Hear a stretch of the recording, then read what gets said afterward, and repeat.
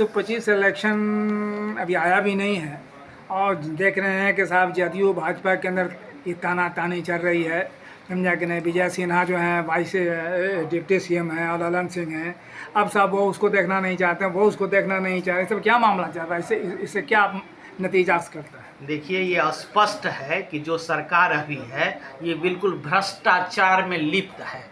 आपस में ये लोग का जो तानातानी चल रहा है, ये बंटवारा की बात चल रही है। कुछ दिन पहले ही अशोक चौधरी और विजय सिन्हा में इतना हॉट डिस्कशन हुआ, ये 1000 करोड़ का ठेका का बात चल रही थी कि भाई इसमें क्या हुआ। शाम आते आते दोनों में पैचअप हो गया है, आपस में बंटवारा हो गया। तो ये जो मौजूदा सरकार है सिर्फ भ्रष्टाचार पर लिप्त है। अभी फिलहाल जो 70,000 करोड़ का जो सीएजी का रिपोर्ट आया है, अभी उसका वो कागज नहीं जमा कर पाया है सरकार। तो ये सरकार ही भ्रष्ट है और जितने इसके मंत्री हैं, जो भी कार्यकर्ता है, सभी इसी में लिप्त है। और आप समझिए कि अगर भ्रष्टाचार में जो लिप्त होगा तो विकास कहाँ होगा। विकास सिर्फ छलावा है, विकास कहने की बात है, वो बिल्कुल ही विनाश है। विनाश के कगार पर जो बिहार चल रही है। अगर ये 25 का चुनाव वाकई में ढंग से होगा तो ये लोग कहीं के नहीं रहेंगे। अभी इलेक्शन कमिश्नर को अपने कब्जे में करके और जितना भी वोटर जो रियल मालिक है उसी को हटा रहा है। अब आप समझ लीजिए कि जो इस तरह की बात ये लोग आपस में कर रहे हैं, ये भी एक तरह का भ्रष्टाचार ही ना है।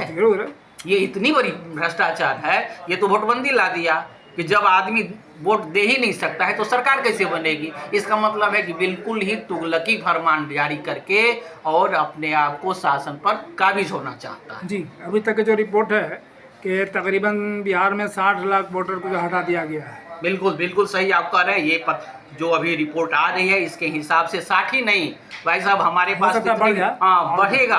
और अभी 1 तारीख को तो ये देना है इसको, और 1 तारीख को जब आएगा तब आप देखिएगा कि कितने लोग का अभी तो ये फॉर्म सिर्फ जमा हुआ है, उसके आधार पर जब ये डॉक्यूमेंट मांगेंगे फिर इसमें से नाम कटेगा।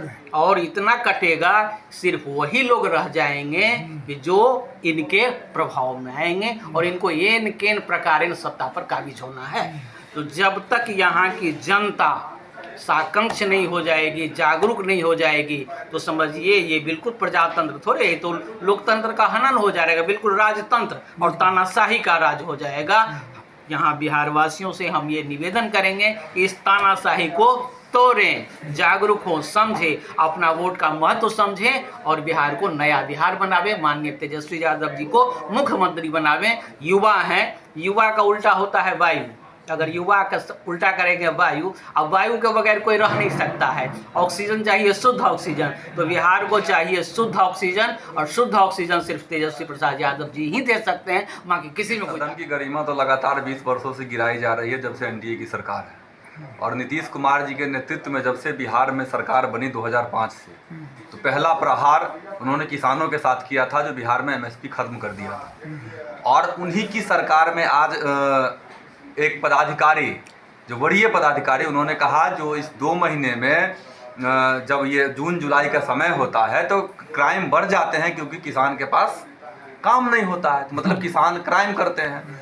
तो जिस देश का मुख्यमंत्री आते ही किसानों को बर्बाद किया, जिस देश के वरीय पदाधिकारी किसानों को तथाकथित गुंडा और क्रिमिनल कहते हैं, हत्यारा कहता है, उस देश की विधानसभा को, उस देश की विधानमंडल के सदन को आप किस गरिमामय के रूप में देखते हैं? कि इज्जतदार और ओहदे वाले और इज्जतदार आदमी को इस तरीके से गाली गलौज करना, ये तो निश्चय की हद है।